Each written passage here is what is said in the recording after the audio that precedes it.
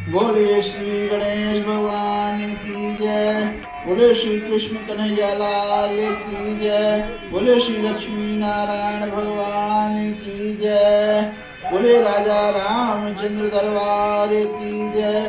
बोले उमापति महादेव की जय।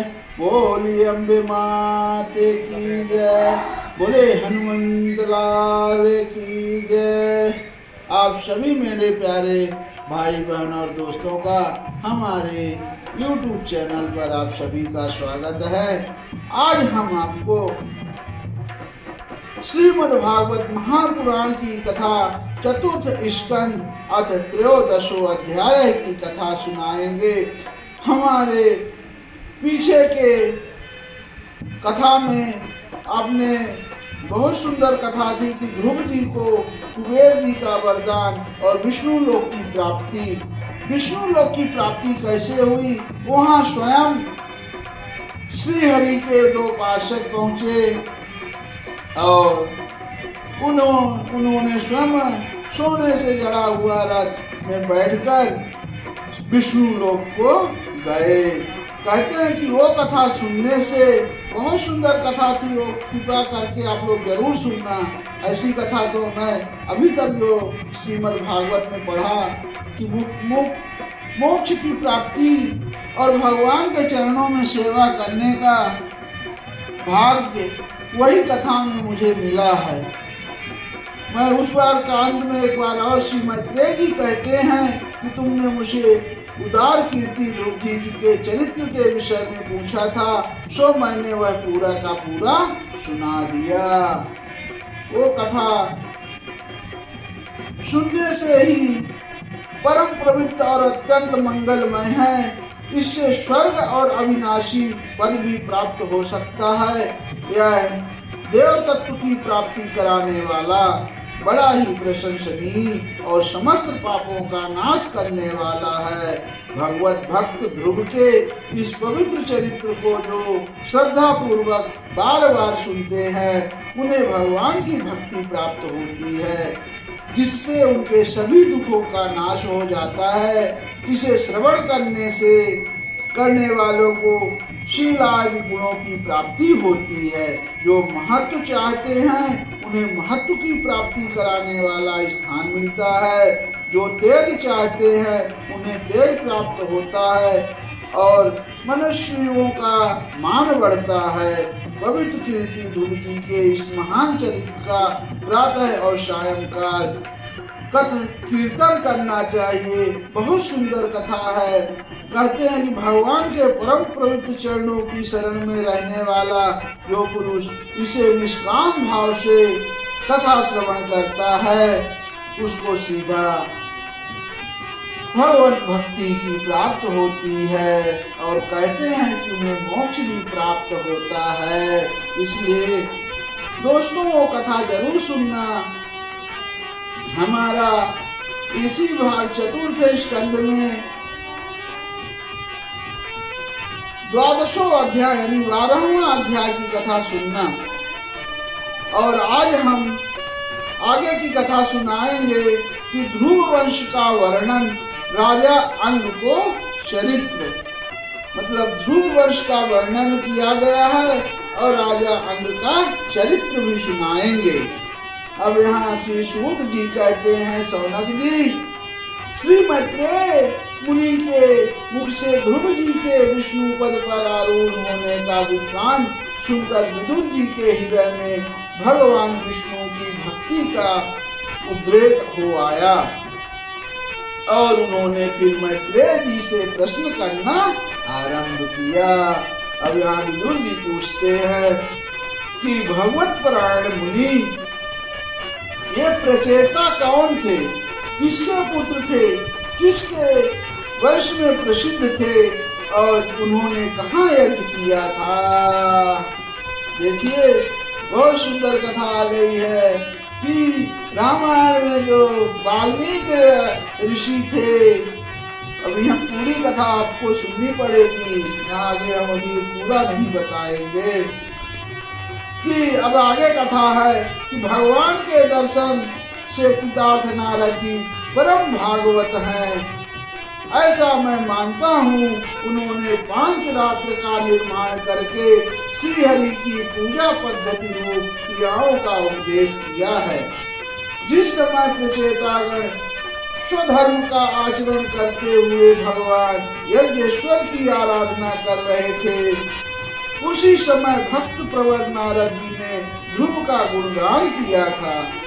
ब्राह्मण उस स्थान पर उन्होंने भगवान की जिन जिन लीला कथाओं का वर्णन किया था,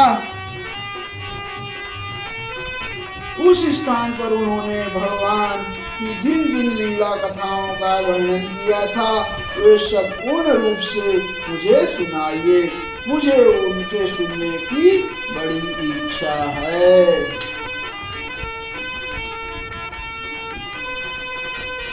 अब श्री मैत्रेय जी कहा, विदुर जी, महाराज ध्रुव के वन चले जाने पर उनके पुत्र उत्कल ने अपने पिता के सार्वभौम वैभव और राज सिंहासन को अस्वीकार कर दिया। वह जन्म से ही शांत चित्त, आसक्ति शून्य और समदर्शी था तथा संपूर्ण लोकों को अपनी आत्मा में और अपनी आत्मा को संपूर्ण लोकों में स्थित देखता था। उसके अंतःकरण का वासना रूप मल अखंड योगाग्नि से भस्म हो गया था। इसलिए वह अपनी आत्मा को विशुद्ध बोध रस के साथ अभिन्न आनंदमय और सर्वत्र व्याप्त देखता था। सब प्रकार के भेद से रहित प्रशांत ब्रह्मा को ही वह अपना स्वरूप समझता था तथा अपनी आत्मा से भिन्न कुछ भी नहीं देखता था।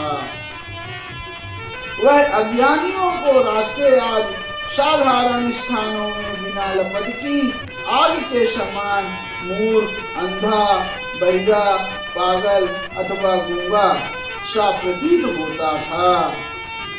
वास्तव में ऐसा था नहीं। इसलिए कुल के बड़े बूढ़े तथा मंत्रियों ने उसे मूर्ख और पागल समझकर उसके छोटे भाई ब्रह्मपुत्र वत्सर को राजा बनाया। अब वत्सर की प्रेयसी भार्या स्ववर्थिक के गर्भ से पुष्पाण, त्रिगुणकेत, ईख, पूर्ज, वसु और जय नाम के 6 पुत्र हुए। देखिए सुंदर बहुत कथा है, अपने चित्त में मन में बैठाइए। अब पुष्पाण के प्रभा और दोषा नाम की 2 स्त्रियां थी। उनमें से प्रभा के प्रातः, मध्य निंदन और सायं ये 3 पुत्र हुए। देखिए प्रातः, मध्याह्न और सायं ये तीनों पुत्र हैं। अब दोषा के प्रदोष, निशित और वयुष्ट ये 3 पुत्र हुए। वयुष्ट ने अपनी भार्या पुष्करणी से सर्वतेजा नामक पुत्र उत्पन्न किया। अब उसकी पत्नी आकुति से चक्षु नाम का पुत्र हुआ। चक्षुष मनवंतर में वही मनु हुआ। चक्षु मनु की स्त्री नड़वल्ला से कुरु, कुश, चित्र, धूम, सत्यवान, ऋतु, व्रत, अग्निष्टोम, अतिरात, प्रधुम, शिवी और उन्मुख ये 12 सद्गुणी बालक उत्पन्न हुए। उनके उन्मुख ने अपनी पत्नी पुष्करणी से अंग, सुमना, ख्याति, केतु, अंगिरा और गय ये 6 उत्तम पुत्र उत्पन्न किए।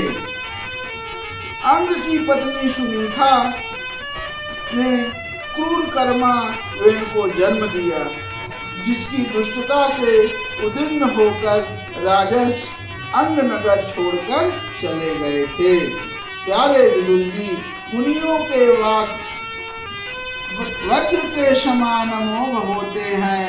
उन्होंने कुपित होकर वेन को शाप दिया और जब वह मर गया तब कोई राजा न रहने के कारण लोक में लुटेरों के द्वारा प्रजा को बहुत कष्ट होने लगा। यह देखकर उन्होंने वेन की दाहिनी भुजा का मंथन किया, जिससे भगवान विष्णु के अंशावतार आदि सम्राट महाराज पृथु प्रकट हुए। अब विदुर जी ने पूछा कि ब्राह्मण महाराज अंग तो बड़े शील संपन्न साधु स्वभाव ब्राह्मण भक्त और महात्मा थे, उनके वेन जैसा दुष्ट पुत्र कैसे हुआ, जिसके कारण दुखी होकर उन्हें नगर छोड़ना पड़ा। राजदंडधारी वेन का भी ऐसा क्या अपराध था जो धर्मज्ञ मुनीश्वरों ने उसके प्रति शाप रूप ब्रह्मदंड का प्रयोग किया। अब प्रजा का कर्तव्य है कि वह प्रजापालक राजा से कोई पाप बन जाए तो भी उसका तिरस्कार ना करे, क्योंकि वह अपने प्रभाव से 8 लोकपालों के तेज को धारण करता है। ब्राह्मण, आप भूत भविष्य की बातें जानने वालों में सर्वश्रेष्ठ हैं, इसीलिए आप मुझे सुनीता के पुत्र वेन की सब करतूतें सुनाइए। मैं आपका श्रद्धालु भक्त हूँ। अब यहाँ श्री मैत्रेय जी ने कहा, विदुर जी, एक बार राजर्षि अंग ने अश्वमेध महायज्ञ का अनुष्ठान किया। उसमें वेदवादी ब्राह्मणों के आवाहन करने पर भी देवता लोग अपना भाग लेने नहीं आए। तब ऋतुजों ने विस्मित होकर यजमान अंग से कहा, राजन, हम आहुतियों के रूप में आपका जो घृत आदि पदार्थ हवन कर रहे हैं, उसे देवता लोग स्वीकार नहीं करते। हम जानते हैं कि आपकी होम सामग्री दूषित नहीं है, आपने उसे बड़ी श्रद्धा से जुटाया है तथा वेद मंत्र भी किसी प्रकार बलहीन नहीं है, क्योंकि उनका प्रयोग करने वाले ऋत्विजगण याजकोचित सभी नियमों का पूर्णतः पालन करते हैं। हमें ऐसी कोई बात नहीं दिखती कि इस यज्ञ में देवताओं का किंचित भी तिरस्कार हुआ है। फिर भी कर्माध्यक्ष देवता लोग क्यों अपना भाग नहीं ले रहे हैं। कथा बहुत सुंदर है दोस्तों, कथा जरूर पूरी सुनना। अब श्री मैत्रेय जी कहते हैं, ऋतुजों की बात सुनकर यजमान अंग बहुत उदास हुए। तब उन्होंने याजकों की अनुमति से मौन तोड़कर सदस्यों से पूछा, सदस्यों, देवता लोग आवाहन करने पर भी यज्ञ में नहीं आ रहे हैं और न सोम पात्र भी ग्रहण करते हैं। आप बतलाइए, मुझसे ऐसा क्या अपराध हुआ है। तब सदस्यों ने कहा, राजन, इस जन्म में तो आपसे तनिक भी अपराध नहीं हुआ। हाँ, पूर्व जन्म का एक अपराध अवश्य है, जिसके कारण आप ऐसे सर्वगुण संपन्न होने पर भी पुत्रहीन हैं।